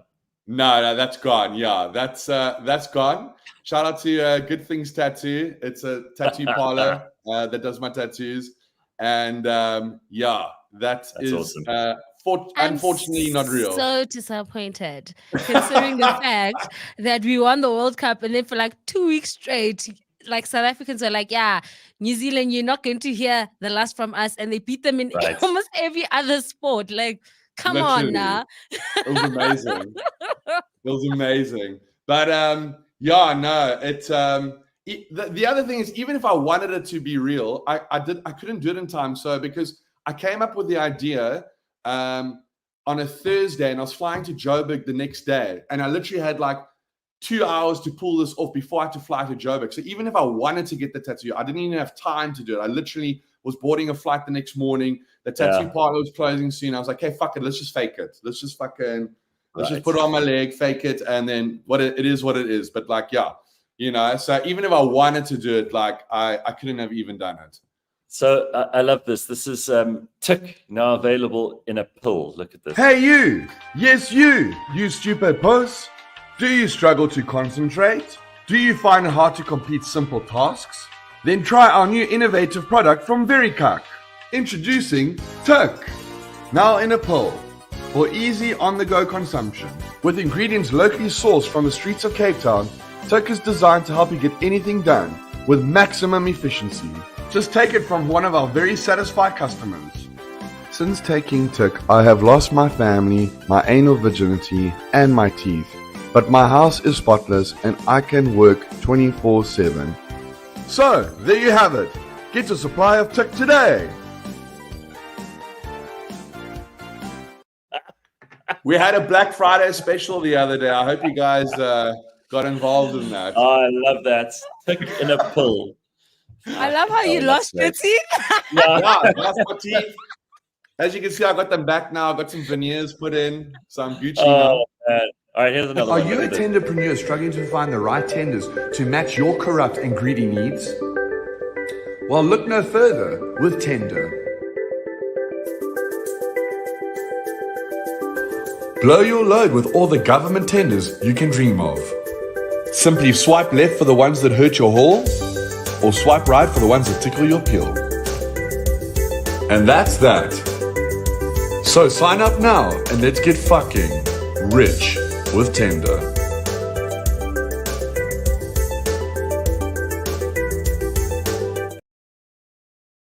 Yeah, that's like The offline was hilarious. Let's corrupt South Africa together. Yeah, obviously that's like a play on Tinder and Tender. I love that. That's one of my favorite skits that I've done. That's very clever. And wouldn't it be great for all these corrupt assholes if they actually could just use an app?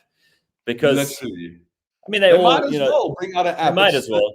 Yeah, the corruption's so fucking blatant. You might as well just have an app and just be like, hey, well, So 100%. I've noticed I'm in Cape Town at the moment, and I came down on Wednesday, and like it's almost a little bit jarring. Things work. The roads are good. There are metro police. Yeah, I mean, like, and they're not just taking bribes. The street lights work. I promise you, Surely that's not in South Africa. No, it's wild. Like, never. I didn't even. I swear to fucking God on my life, I didn't even know it was a thing. You could bribe cops until I moved to Joburg. I was like, no fucking way. Honest to God, I don't know anyone in Cape Town who's bribed a cop. Like, no, you'd go to jail. It's like Europe or Australia here. In Joburg, they're blatantly like, what you got for me? And you get the jokes about the coke and the tuna rand in your pocket or whatever. Like, no, it's wild. Like, I mean, I've known people in Joburg, like the most goody two-shoe girls who have like even bribed a cop. They're giving them like $200, 500 rand. I personally know someone in Cape Town, a wealthy businessman who got arrested, and he offered them 15 grand cash to let him go. And the cop said, fuck you. Like, wow, we're looking you up now. Get out of here. No, Cape Town, don't play. Cape Town, don't play. Never happened this side. It could never be like, chief, let's talk about that. Yeah, literally. There's no hey, what you got for me there? Like, no. I might have spoken about this on the show, but I was talking to some friends 2 weekends ago, and they told me about this amazing thing that happened where the Metro Police pulled this guy and his two mates over. They're like older, like dads or whatever, and they were at like a sports match or something, and the cops said to them, okay, you got to like give us a Christmas bonus kind of thing. And they were like, yeah, no, we're cool with that. Because this is how it works in Joburg. So they didn't have the cash on them, so they went to the nearest ATM, which was at some garage. And apparently these cops, they have like a whole process. So they park somewhere where there are no cameras. Yeah. And they know everything. They know where the security cameras are. Yeah. And then they got a whole routine lockdown. Right. Then they send you into the shop where the ATM is, and they go around the side, and then you meet them there and you give them the cash. Anyway, this whole thing was going on, but these idiot cops, they left the one guy in the car, in the police van, and said to him, you just wait here while your friends go and draw the money. And they were going to pay them like $3,000 or something. Anyway, they go to the car. They go to the shop, they draw the money, and the cops are around the other side. So this guy's in the police van on his own. Yeah. He opens the cubby hole, and there's like a wad of cash that they've obviously taken off of a whole lot of other guys. And this dude, to his eternal credit, takes the wad of cash, puts it in his pocket. Yes! The police come back. They give the police the $3,000. These guys go with the wad of cash. It's like 65,000 rand. Oh my fuck. Basically, they made a 62,000 rand profit from these bribed cops. And they were like, this is the best deal ever. And I'm like, you know what? Actually, those story ever. I know. And those crooked cops deserve it. They deserve that. Oh, I love it. And now on that note, like, it makes you think, like, how much fucking money do these oaks pocket? Oh, a lot. When they do these roadblocks. And also, you imagine that's like 65 grand, and it wasn't even that late, so they probably would have doubled it before the end of the night. 65,000 rand in cash in the cubby hole that they've already taken off of. Look, I mean, obviously, if you're driving around drunk, you deserve whatever's coming to you. Yeah, you should be arrested. I just love that bad people, sometimes bad things happen to them. I think it's awesome. No, 100%. But it's just wild, like, to think actually, how much money these are pocketing. And also, guys, like, in my first 6 months of living in Joburg, I went through more roadblocks in the first 6 months in Joburg than my whole life in Cape Town. So, like, it's no wonder they roadblock so fucking much as well, because they are making so much cash. Oh, yeah. And you don't want to be in Joburg in December. I can tell you that now. I see them now. They out and about. And I can tell you what's worse. You need that bonus, a Christmas bonus. But no, it's too much. But I can tell you what's much more hectic on the people that reside in the north, right? So I'm from the East France, and I'm like, okay, cool. Like, I can get away with it. I'm like, oh no, like I'm saying, and I smile, get away with it. If they stop me here in the north, you are taking out money. They just look at my car and they're like, no, you have money, therefore you can pay, you have to pay, and they're like, yeah, so we swipe as well, hey? And you, Yeah. And you're 100% right.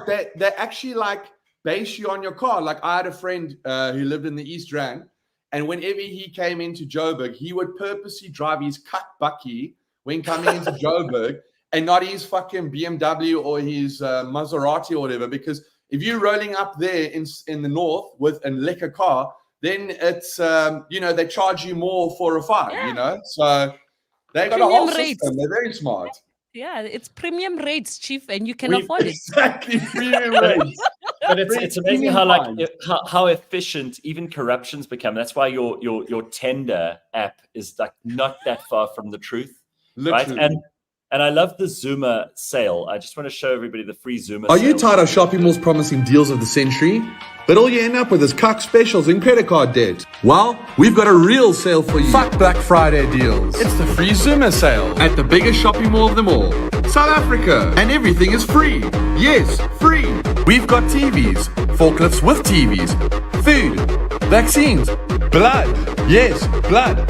Did I stutter, puss? When does it end? Who knows? Who cares? The free Zoomer sale, now on. Oh man, that is so right. That's exactly what it was when those riots happened. It was a free Zoomer sale. Wild. And looting. That's also one of my favorite skits I've ever done. That one also a little bit. I was like, fuck, I might be a bit of drama. What's the most successful one that you've done in terms of views? So the most successful one I've done with views, I've sent it to you guys as well. It's called the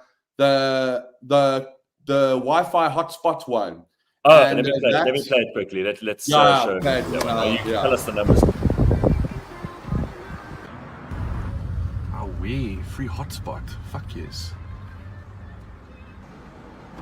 Yeah, your boss.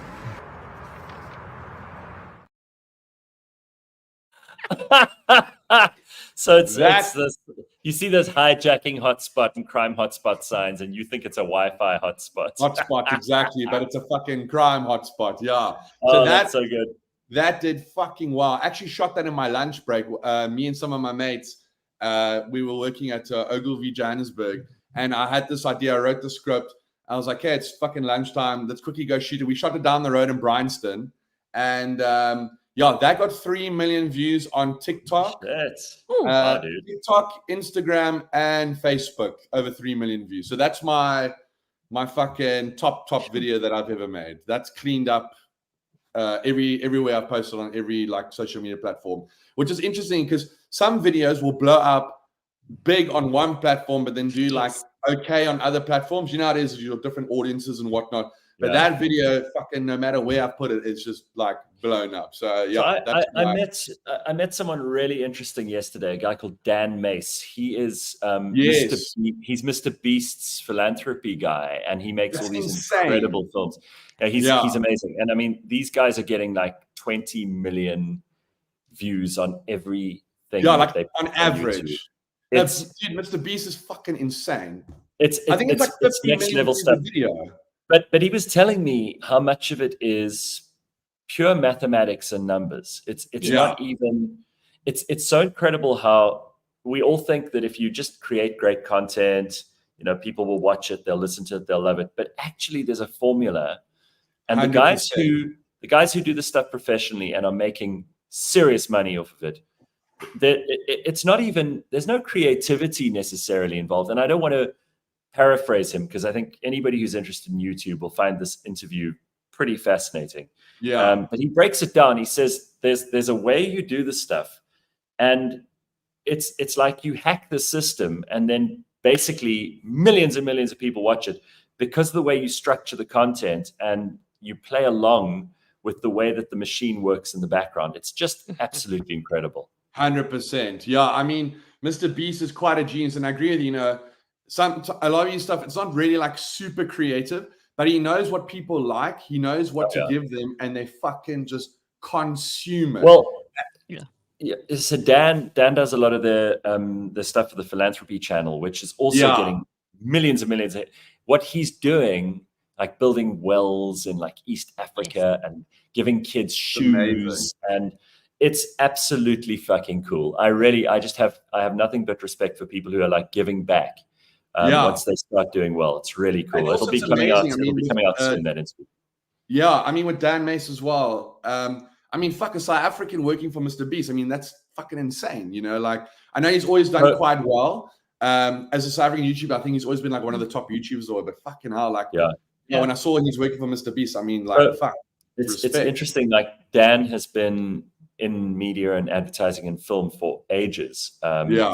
He's a young guy, but he's pretty much been in it since he was like 9 years old. But Mr. Beast he's got two South African guys. There's Dan and there's a guy called Darren who also works for him in LA, and his girlfriend who we South Africa a little while. Yeah, so he's very involved with South taking Africa. over, South African takeover. Just need to get up in there, bro.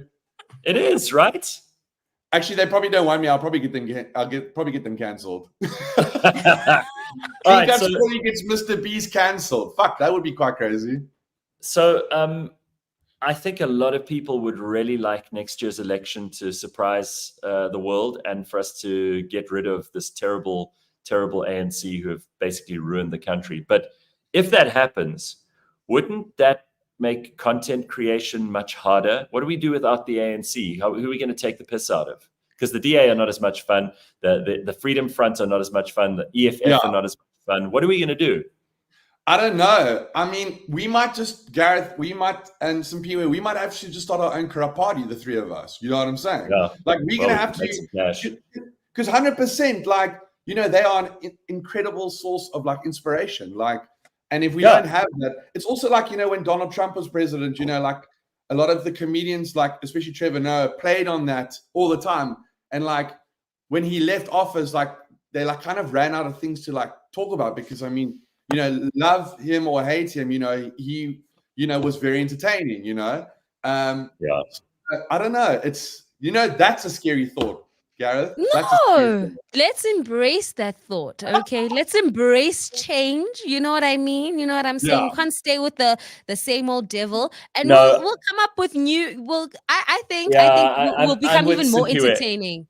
We'll find a way around this, and believe me, the country will be grateful if we have to dig a bit deeper for comedy, but everything works. That would be nice. I mean, the best comedy is always actually the comedy that you actually really have to like sit and conceptualize and, you know, find some really solid insights, you know.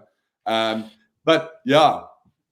Sorry, on that note, you know, just a little side thing as a creator and a creative and whatnot, you know what actually breaks my heart a little bit is that, you know, when I do like these very like conceptual like skits, like the Tender one and that sort of stuff, like those videos actually do really like average. But when I do videos like of just very simple South African like humor, not even like super conceptual or anything, like it's funny, that shit actually blows up more than the stuff that I've actually sat and written and conceptualized. So just on a sad creative note, I don't know what's up with our South Africans. Like, I don't know if it's like too smart or fuck, I don't know. But like, no, it's not you. I can tell you that much. So like, it's not you. You know, a very simple answer to that is videos that you create outside like various platforms. So like TikTok, for example, you use an editor like CapCut or iMovie. It doesn't, and then you put it on TikTok. It doesn't like videos like that. So if you created a video on TikTok, for example, it will push that more. Like it will be like, oh, you did like you created this with me. That's great. So I'll promote you. Simple answer. Right. That's it. Yeah. Do you get some people who complain about like foul language and swearing? Because while I think South Africa has a very healthy relationship with swearing, and I personally couldn't give a damn, doesn't bother me at all. I don't fall for that rubbish argument that people who swear have no vocabulary and they're stupid people. And there are stupid people who swear, but they're also equally stupid people who don't swear. And exactly. I think if you can use language creatively, and you use the word puss quite often, because it's a very South African word, and sometimes it is the best word to describe something. There is no word like that. 100%. Sometimes, right? Exactly. You know, sometimes there is a moment where like there is no other word right now to use other than puss. You know, and guys, on that note, you know, like, you know, the actual definition of being mature is actually knowing when to act appropriately. So you can be foul-mouthed and stuff, but then, you know, when it's time to converse and be smart and intelligent, there's times like that. So like 100% what you're saying, Gary, like just because you swear a lot doesn't mean like you're dumb. You just, you know, you don't always want to, you know, speak all, you know. No, you don't need to. And also if that's what you sound like in real life, and I've met you a couple of times. In fact, someone sent us a picture of you and I at I can't remember where this was, like Hog's Head or something. Oh my word. This. Oh my word. That's hilarious. Yeah. But when I've bumped into you, when where were you having? That could have been you, Brad. That could have been you. Yeah. If you didn't drink as much and you didn't have the tattoos, and Gareth, look at you. That could have been you. But this is the point: is that actually in real life you are exactly the same. You sound this. I mean, you're not like this ridiculous character. Yeah. But you speak like you do in real life, and in your videos, that's kind of the way that you would be. You obviously amp it up when you're doing like bad Brad. Yeah, I've exaggerated for sure. Yeah. But I think it's also there's something authentic about that, which I think people like as well. You're not trying 100%. You're not trying to impress them by using language in a completely ridiculous way, either good or bad. I think you're just being funny, and you're using what tools you have, and some of the time that's actually a lot simpler than people think it is. Do you actually script stuff? Do you like come up with an idea, just make a note on your phone and then record it the next day? You said that the one with a hotspot that just came to you during a lunch break, but are there ones that you actually put a lot of work into? Yeah, so usually when I'm doing that very conceptual stuff, like the tender, for example, that one is scripted. Like I sit and I actually conceptualize the idea, write the script, but it's literally like 50-50. There can be times where a lot of times 100% I got my notes on my iPhone, and I got like thousands of notes on my iPhone. So like I can be out, you know, in public and whatever, and something can happen, or I see something, I'm like, fuck, that could be a rad idea, and then I write it down on my phone. So I would literally say it's like a 50% thing where sometimes I'm off the cuff as well. I mean, sometimes in the moment, like I don't even have time to write like the idea down, because a moment's happening right now. I'm like, hey, fuck, let me quickly take out my phone right now, quickly like bang out a video in the moment. But like, yeah, it's like 50-50 where it's like in the moment, or you know, I've made a note, or I've actually like sat down and be like, okay, like elections are coming up, you know, is there something I can conceptualize for that? Or like, you know, it's the Rugby World Cup, like what could I do that could be fucking, that could go super viral, like the tattoo thing. I'm like, okay, fuck, I don't have time to do it, but like, boom, let me do it. And that's probably the most viral thing I've actually ever done. I mean, when I did that tattoo, fuck, I had to put my phone on silent. Like I was getting phone calls and WhatsApps from friends and family. And also, you know what? If you want something to really go fucking viral, don't tell anyone you're doing it. My family didn't know that I was doing this tattoo thing. I had cousins from overseas, family that were like, what the fuck have you done? Why the fuck did you tattoo the World Cup on your leg? Are you crazy? And like my mom was messaging me, like no one, like I told no one I was doing it. So if you want to make it go even more viral, you just don't tell fucking anyone. You just like, I had good mates of mine messaging me like, dude, like for real, like, is it real? I'm like, bro, it's real, bro. Like, what do you mean? Okay, boy, we winning. What do you mean? It's ours. God. Well, listen, I think that you're doing great work, and it's always nice to see people entertaining someone else and entertaining huge swathes of people like you do, millions and millions of views. Good work, dude. And it's nice to have you on the show for the first time. I can't believe it's taken us this long to get you on here. Yeah, I'm a little bit upset. I thought I'd been caught on here a long time ago. So I'm actually very upset, guys. Yeah, I mean, fucking great being on the show. Also, I love the show because you are all about, you know, being uncensored and whatnot. So like, this is definitely the place I would love to come hang out more often. So hit me up anytime. I'll come. Yeah, pull in and next anytime. time you're in Joburg, come and pop in at the studio. It'd be good to actually sit down and have a coffee with you or something. Good stuff, 100%. Man. Thank you, Grant. Nice to see you. Awesome, guys. Have a lovely day. Bye, You bye. too. And if you're wondering, there is no George today because George is at the COP28 summit and he was posting stuff this week. But that's it from me and from Simpiwe. And a big thank you to Grant and to Ben and to you, most importantly, for being with us this morning. We will see you on Monday, 6 a.m. Have an awesome weekend, everybody. Don't forget, next week is a short week.